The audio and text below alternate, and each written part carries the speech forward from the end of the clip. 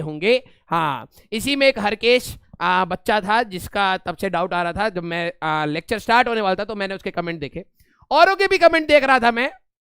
हाँ, कुछ मैसेज कोई एक फालतू का लड़का आयुषी को कर रहा था, है ना।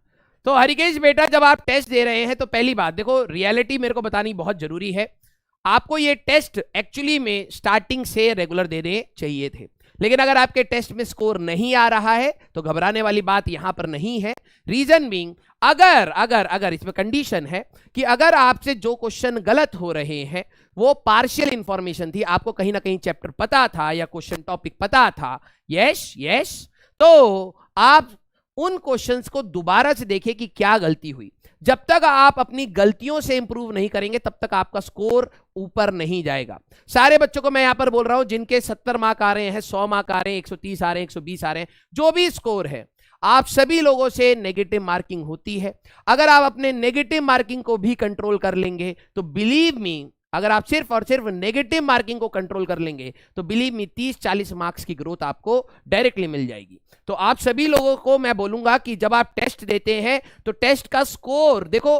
कई बच्चे होते हैं जो टेस्ट को एज अ पनिशमेंट मानते हैं कि अगर मैं टेस्ट दूंगा तो मुझे पनिशमेंट मिलेगी, क्यों? क्योंकि मैंने काली करतूतें करी थी, पढ़ाई ढंग से नहीं करी, और घर वालों को यह प्रूफ मिल जाएगा कि इसने पढ़ा नहीं, इसलिए मार्क्स कम आ रहे हैं। लेकिन जो बच्चा टेस्ट को अपने करिकुलम का ही पार्ट मानता है, उसको एक लर्निंग प्रोसेस ही मानता है, उसके ग्रोथ धीरे धीरे होती है। एक चीज मैं आप सभी लोगों को बताता हूं कि जब आप पढ़ाई स्टार्ट करते हैं तो आपके मार्क्स ग्रोथ होते हैं और आपको स्टार्टिंग में लगता है कि यस मार्क्स आ रहे हैं, लेकिन एक टाइम के बाद मार्क्स सेचुरेट आउट करने लग जाते हैं।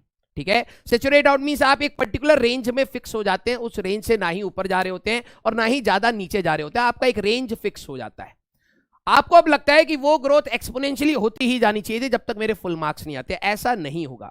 हर बच्चे का एक अपना एक सैचुरेशन पॉइंट होता है, उस सैचुरेशन पॉइंट को आपको समझना है कि ये एक पड़ाव है। ठीक है, इसलिए कहते हैं आप स्टार्टिंग से टेस्ट दीजिए। जब आप टेस्ट देते हैं तो आपको एक पता लग जाता है कि आपका सैचुरेशन पॉइंट कहां आ रहा है, भले वो 120 आ रहा है, 150 आ रहा है, 170 आ रहा है, 200 आ रहा है या 30-40 कुछ भी।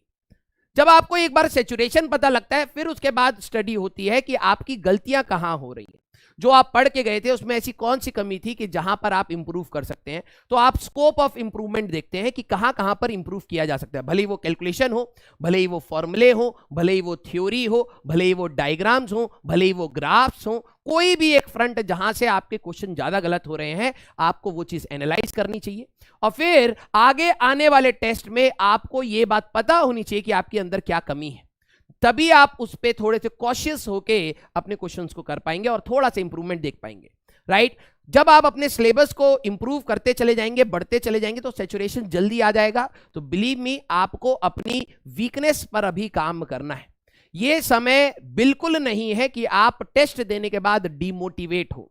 रियलिटी तो यही है कि टेस्ट एक टाइप का आपका शीशा है जो आपकी तैयारी को आपको दिखाता है। अगर आप वो शीशा ही नहीं देखना चाहते तो अलग बात है, लेकिन अगर आप शीशा देख रहे हैं तो आप कंघी भी कर सकते हैं, मुंह भी धो सकते हैं कि आप कितने गंदे लग रहे हैं वो पता लग जाएगा। तो आप कंघी करेंगे, मुंह धोएंगे, दाढ़ी काटेंगे, है ना, कपड़े स्मार्ट से पहनेंगे, तो वो शीशा बहुत जरूरी है कि आपकी प्रिपरेशन को सुधारा जाए। तो बिलीव मी, आप सभी लोगों को अपनी तैयारी अभी कॉन्टिन्यूस वे में करनी है। अभी भी हमारे पास 20-25 दिन अप्रोक्सीमेटली है और इसमें बहुत सारी चीजें आप कर सकते हैं। क्लियर? क्लियर?